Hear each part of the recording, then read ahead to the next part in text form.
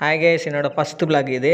நேராக எழுந்தோடனே ஸ்டுடியோவுக்கு போயிட்டு உட்காந்து கமெண்ட் செக்ஷனில் தான் வந்திருக்க ரிப்ளை பண்ணிவிட்டு அப்படியே இருப்பேன். அப்படியே குளிச்சுட்டு ரெடி ஆகிட்டு சரி இன்றைக்கி கொஞ்சம் வெளியில் போகலாம் அப்படின்ட்டு தான் பிளான் பண்ணியிருக்கேன். சரி அப்படின்னு ட்ராயிங் ஷூட்டிங்லாம் எடுத்துகிட்டு ரெடி ஆகிட்டு எங்கள் அம்மா மூஞ்சிக்கு பொட்டு வச்சுட்டு போடா, அப்போ தான் மூஞ்சி பார்க்குற மாதிரி இருக்க சொன்னாங்க. அப்புறம் சரிம்மான்ட்டு கிளம்பி நம்மளுக்கு ஃபஸ்ட்டு டாஸ்க்காக அசைன்மெண்ட் ஆகிடுச்சு. அண்ணனை பார்த்தேன், எனர்ஜி ட்ரிங்க் வாங்கி கொடுத்தாரு. சாப்பிட்டு திருப்பி வண்டி எடுத்துகிட்டு கிளம்பி போயிட்டே இருக்கும்போது இன்னொரு டாஸ்க் வந்தது. என்னடா ரோட்டில் பார்த்தா ஒரு அண்ணன் ஸ்டேரிங் இல்லாமல் இவ்வளோ பெரிய வண்டி ஓட்டுன்னு போகிறாரு, யாரா அந்த அண்ணன் அப்படின்னு பார்த்துட்டு அப்புறம் நம்ம டாஸ்க்கு போனேன்.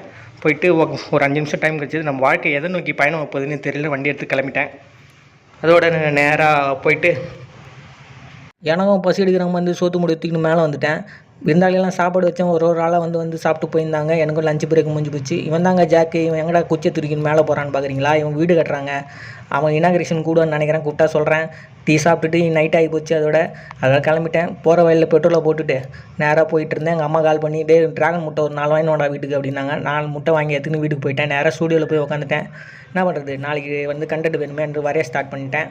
இதான் என்னோடய ஃபஸ்ட்டு பிளாக்கு. உங்கள் வீட்டு பிள்ளைன்னு நினச்சது என்ன எதாவது தப்பு தெரிந்தா பண்ணியிருந்தேன்னா மன்னிச்சிட்டு அந்த லைக்கு சப்ஸ்கிரைபரும் பண்ணிவிட்டு பாருங்கள். நெக்ஸ்ட் வீடியோவில் பார்ப்போம். பாய்.